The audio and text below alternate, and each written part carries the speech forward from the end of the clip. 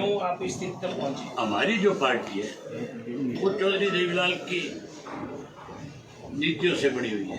चौधरी देवीलाल ने इसको पार्टी का पौधा लगाया, उन्होंने इसकी शुरुआत करी और चौधरी देवीलाल ने हमेशा जब कभी भी गरीब आदमी के साथ, कमेरे वर्ग के साथ, किसान के साथ, मजदूर के साथ किसी भी सरकार ने अनदेखी करने का काम किया, उन्होंने उसका साथ दिया, उस लड़ाई को लड़ा।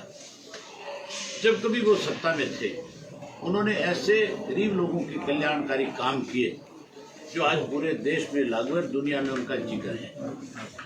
पेंशन योजना इस देश में अगर कोई लेकर के आया, लागू करी, तो शख्स का नाम चौधरी देवीलाल था। अगर किसी ने पहली दफा इस देश में किसान का कर्जा माफ किया, उस शख्स का नाम भी चौधरी देवीलाल था।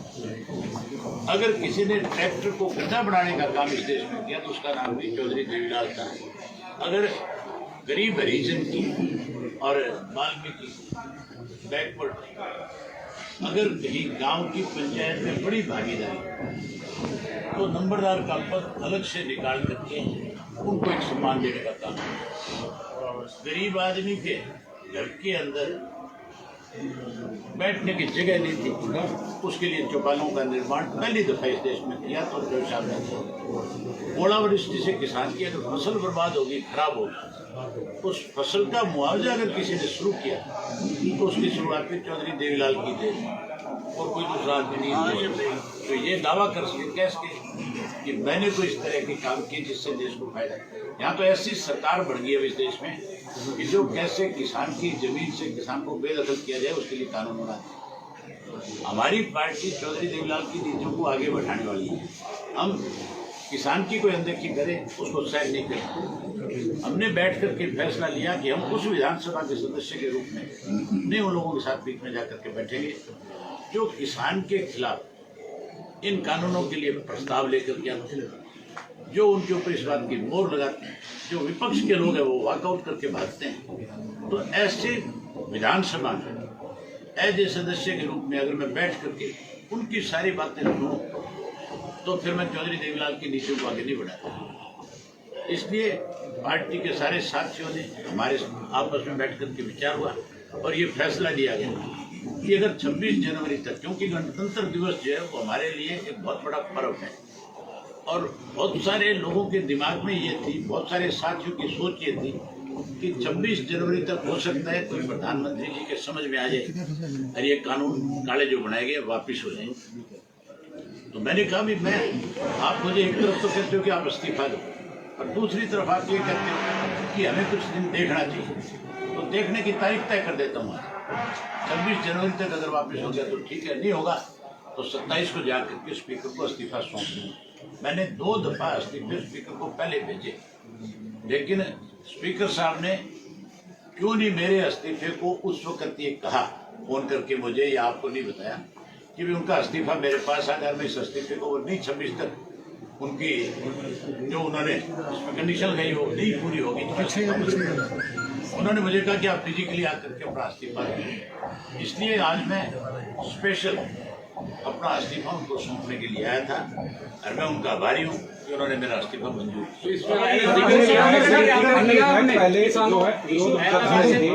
अब मैं आपको एक चीज और खोल के बता दूँ, अब मैं पूरे प्रदेश के अंदर अपना कार्यक्रम रखूंगा और उन हलकों में जाऊंगा विशेष रूप से जिनके 80-85% मतदाता किसान हैं और वहां से किसी भी पार्टी का कोई भी चुन करके आए, वहां मैं लोगों से मिलूंगा और उनको इन कृषि कानूनों की सारी बात खोल करके बताऊंगा। और जो लोगों ने उन हलकों में खास करके जाऊंगा जिन्होंने जाके किसान के साथ खड़े होकर के फोटो खिंचवाई और जिन्होंने ये कहा था कि हम आपके लिए त्याग पत्र दे देंगे, अब कहूँगा कि समय आए और वो त्याग पत्र दें। अगर किसान की हित से, अगर किसान की लड़ाई लड़ना चाहते हैं, अगर किसान के साथ न्याय कराने की बात है, तो फिर ऐसे लोगों को इस्तीफा देना चाहिए। और खास करके उन लोगों को जो चौधरी देवीलाल की फोटो लगाते हैं, या तो वो चौधरी देवीलाल की फोटो लगानी छोड़ दें, अगर नहीं छोड़ते तो फिर उनको इस्तीफा देना चाहिए। इस्तीफा नहीं देते तो वो ना केवल चौधरी देवीलाल के लिए कलंकित, बल्कि हरियाणा के हर उस व्यक्ति के लिए वो कलंकित लोग हैं जो चौधरी देवीलाल की नीति में आस्था है। चिंगू बॉर्डर और टीकरी बॉर्डर भी जाएंगे, क्योंकि पहले मना कर रहे थे वो कि यहाँ आने नहीं देंगे राजनेता। अब आप किसान के रूप में अब आप मुझे किसी ने भी, मैं टीकरी के बॉर्डर पे भी गया, मैं सिंगू के बॉर्डर के ऊपर भी गया, मैं जो राजस्थान का बॉर्डर है शाजापुर भी गया और दूसरे पे दोनों पे गया, पलवल भी जा गया।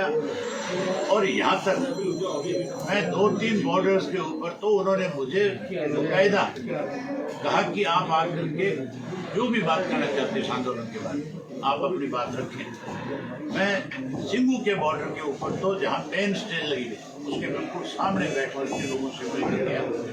कोई भी राजनीतिक दल का व्यक्ति, ये जो हरियाली आंसू भारे ना कांग्रेस वाले तो कहते हैं किसानों के साथ, इनको किसी को बात तक तो पहुंचना बहुत दूर की बात थी। ये तो भूपेंद्र सिंह हुड्डा जी तो किसी में गए ही नहीं है, वो गया था अपना क्या नाम उसका भूपेंद्र, वो गया और उसको जब किसी ने नजदीक नहीं फटकने दिया तो एक जगह कोई हरियाणा के लोग लंगर लगा के बैठे रोटियां बना रहे थे, ये वहां जाकर के रोटियां बनाने लगे। इसने रोटी भी ऐसी सेक दी वो भी जल गई, उसको तो रोटी भी नहीं सेकनी है, गया तो रोटी सेकने था और उसने फूक किया है। मैं कोई भी ऐसा बॉर्डर नहीं था जिस बॉर्डर पे गया हूँ लोगों ने मेरा स्वागत ना किया, उन लोगों ने मेरे साथ सब बेटर तरीके से बात ना करी। टीकरी के बॉर्डर के ऊपर भी एंड आखिर तक जहाँ मंच था वहाँ गया और वहाँ लोगों ने संबोधित करते हुए मैं गया तब तक समय हो गया था उसको खत्म करने, उसके बाद में 1 घंटा उन्होंने चलाया और मैं जब पहुंचा तो उन्होंने मेरा वेलकम किया।